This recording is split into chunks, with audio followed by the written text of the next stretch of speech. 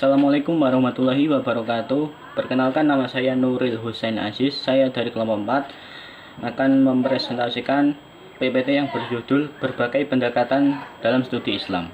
Mata kuliah Metodologi Studi Islam. Dapat diketahui bahwa pendekatan studi Islam itu dibagi menjadi dua bagian. Yang pertama adalah normatif, yang kedua adalah deskriptif. Mari kita bahas yang normatif dahulu. 1. Pendekatan misionaris tradisional. Pendekatan ini muncul digunakan pada abad ke-19 Masehi.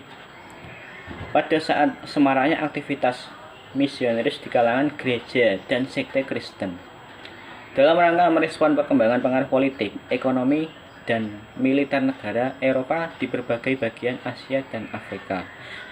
Metode yang digunakan adalah komparatif antara keyakinan Islam dan keyakinan Kristen yang senantiasa merugikan Islam.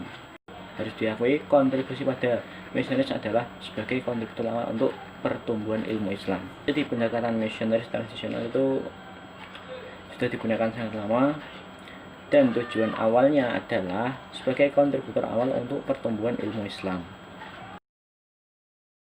Ya, selanjutnya nomor 2 adalah pendekatan apologetik.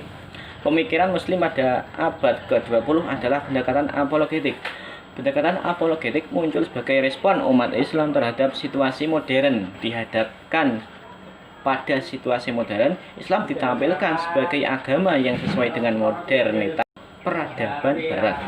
Pendekatan apologetik berupa salah satu cara untuk mempertemukan kebutuhan masyarakat terhadap dunia modern dengan menyatakan bahwa Islam mampu membawa umat Islam ke dalam abad baru yang cerah dan modern. Jadi pendekatan apologetik itu adalah cenderung ke Islam yang modern, Islam yang zaman now, Islam yang tidak ketinggalan zaman ya. Pendekatan irenik atau simpatik. Sejak Perang Dunia II telah berkembang gerakan yang berbeda di dunia barat yang diwakili oleh kelompok agama dan universitas. Gerakan tersebut bertujuan memberikan apresiasi yang besar terhadap keberagaman Islam dan memelihara sikap baru tentang Islam. Upaya tersebut dalam rangka menghilangkan sikap negatif kalangan barat Kristen seperti prasangka, perlawanan, rasan-rasan, dan merendahkan terhadap tradisi Islam. Pendekatan ini tetap memperoleh kritikan dari kalangan intelektual.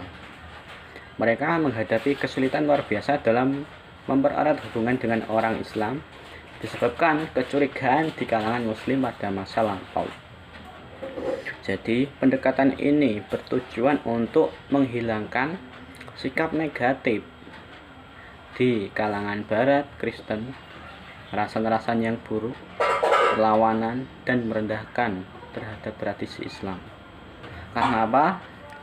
Karena pada zaman dahulu orang Islam mempunyai kecurigaan di kalangan Muslim pada masa lampau,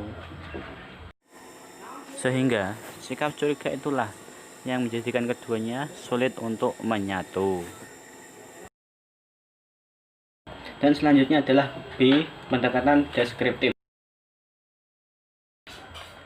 Yang pertama adalah pendekatan filologi dan sejarah. Pendekatan filologi dan sejarah dianggap sangat produktif dalam studi Islam. Karena apa? Karena lebih dari 100 tahun, sarjana membekali diri dengan prinsip-prinsip bahasa orang Islam dan memperoleh pendidikan dalam bidang metode filologi. Untuk apa? Untuk memahami bahan-bahan tekstual yang menjadi bagian dari keberagamaan Islam.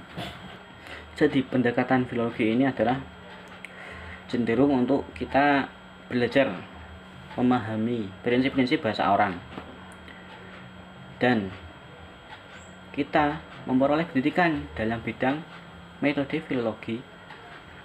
Tujuannya apa? Tujuan untuk memahami bahan-bahan tekstual yang menjadi bagian dari keberagamaan Islam. 2. Pendekatan ilmu sosial. Perkembangan yang sangat penting pada abad ini adalah lahirnya ilmu sosial yang mewarnai dan meramaikan kehidupan akademik dan intelektual. Di Amerika Utara, banyak karya hasil tulisan ilmuwan sosial terutama yang mengkaji aspek tradisi Islam secara kuantitatif. Kajian tersebut bukan dihasilkan oleh ilmuwan berbasis humanitis atau penulis yang mempunyai latar belakang pendidikan studi agama. Karya ilmuwan sosial tersebut dapat meningkatkan pemahaman mahasiswa yang mengambil area studi Timur Tengah, karena metode yang digunakan ilmuwan tersebut dapat dijadikan alat analisis untuk memperluas pemahaman kita. Jadi pendekatan ilmu-ilmu sosial ini adalah jadi tujuan utama pendekatan ilmu-ilmu sosial ini adalah untuk dijadikan alat analisis untuk memperluas pemahaman kita, pemahaman semua orang tentang Islam.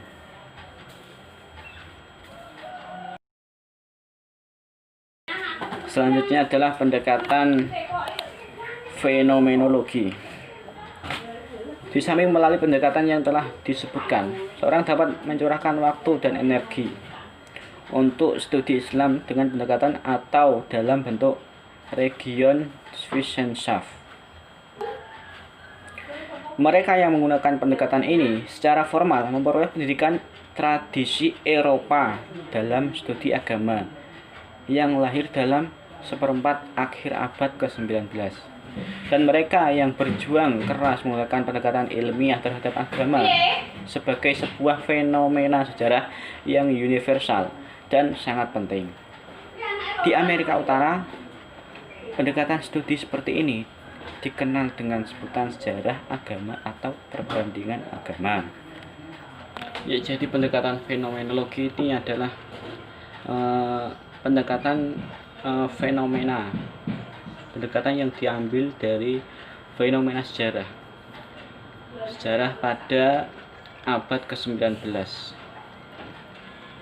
Dan pendekatan ini di Amerika Utara dikenal juga sebagai sejarah agama atau perbandingan agama. Sekian dari saya. Bila ada tutur kata yang tidak berkenan, saya pribadi memohon minta maaf yang sebesar-besarnya. Billahi taufiq wal hidayah, waridha wal inayah. Wassalamualaikum warahmatullahi wabarakatuh.